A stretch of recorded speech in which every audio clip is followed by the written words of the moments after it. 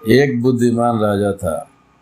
उसका काफ़ी बड़ा साम्राज्य था। उसके साम्राज्य में प्रजा हर तरह से खुशहाल थी। राजा को अपने उत्तराधिकारी की तलाश थी। उसके 3 बेटे थे। राजा इस पुरानी परंपरा को नहीं निभाना चाहता था कि सबसे बड़े बेटे को ही गद्दी पर बिठाया जाए। वह सबसे बुद्धिमान और काबिल बेटे को सत्ता सौंपना चाहता था। इसलिए राजा ने उत्तराधिकारी के लिए तीनों की परीक्षा लेने का फैसला किया। राजा ने तीनों बेटों को अलग अलग दिशाओं में भेजा। उसने हर बेटे को सोने का एक एक सिक्का देते हुए कहा कि वे ऐसे ही चीज़ खरीदें जो पुराने महल को भर दे।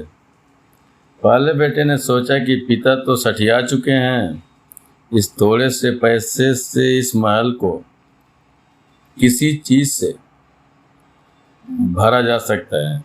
इसलिए वह एक मैखाने में गया, शराब पी और सारा पैसा खर्च कर डाला। राजा के दूसरे बेटे ने इससे भी आगे सोचा। वह इस नतीजे पर पहुंचा कि शहर में सबसे सस्ता तो कूड़ा कचरा ही है, इसलिए उसने महल को कचरे से भर दिया।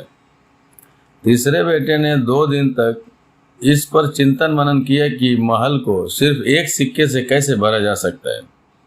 वह वाकई कुछ ऐसा करना चाहता था जिससे पिता की उम्मीद पूरी हो।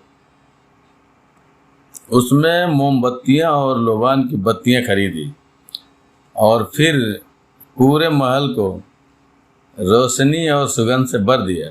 इस तीसरे बेटे की बुद्धिमानी से खुश होकर राजा ने उसे अपना उत्तराधिकारी